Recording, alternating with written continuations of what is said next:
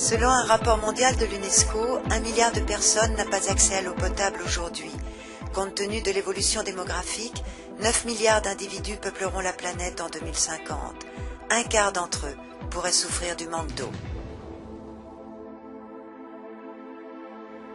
L'accès à l'eau potable, c'est une préoccupation mondiale, planétaire, mais également personnelle. J'ai des enfants, j'aurai des petits-enfants, et j'aimerais savoir pour eux s'il existe aujourd'hui des solutions, des recherches pour demain. En fait, 72% de la surface du globe est recouverte d'eau. Sur ces 72%, on a 97% d'eau salée. Malgré cette très forte abondance en eau salée, nous avons assez de ressources en eau douce pour alimenter l'ensemble de la population. Seulement cette eau douce est inégalement répartie. Aujourd'hui, on a 500 millions d'habitants qui vivent dans des zones à ressources en eau limitées. Demain, en 2025, ce sera 3 milliards. Dans ces zones, très souvent, l'eau de mer est la ressource prépondérante que l'on peut utiliser. Le problème de l'eau de mer, c'est qu'il y a énormément de sel dedans qu'il faut éliminer. Nous avons deux technologies pour éliminer les sels. La distillation, qui consiste en une évaporation et une condensation de la vapeur d'eau, et la filtration membranaire, ou osmose inverse, qui permet de filtrer au travers d'une membrane l'eau salée pour laisser les sels d'un côté et produire une eau douce de l'autre. Pour répondre plus précisément à la question de Pierre-Yves Maury, Hervé Suty, directeur du centre de recherche sur l'eau de Veolia Environnement, lui a proposé de le rejoindre à Amphitria, le site sur lequel sont réalisées les recherches sur l'osmose inverse.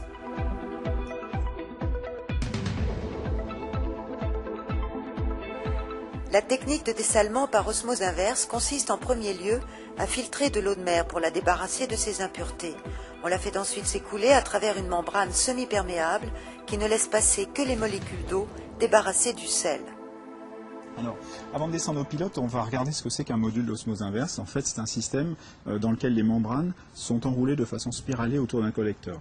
L'eau traverse le système membranaire. Donc, comme un véritable filtre. Oui, tout à fait. En fait, on filtre à travers ces membranes, on collecte l'eau épurée au centre de ce module membranaire. D'accord.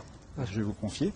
Donc les membranes, c'est ça, c'est un système membranaire avec des espaceurs qui permettent à l'eau de traverser le module. Tout notre problème en R&D, c'est de trouver les moyens d'éviter le colmatage dans ces membranes. Le colmatage, c'est Le colmatage, c'est le blocage des pores et des dépôts qui se forment à l'intérieur du module. Je vous propose d'aller voir sur nos pilotes de quoi il s'agit. Je vous suis.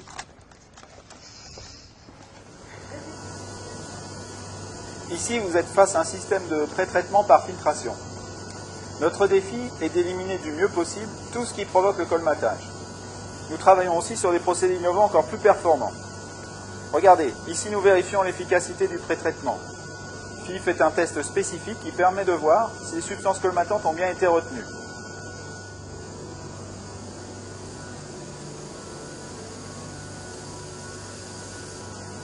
Voilà notre pilote d'osmose inverse. Vous avez ici le tube dans lequel on retrouve notre module de filtration. En sortie, on a une eau entièrement dessalée.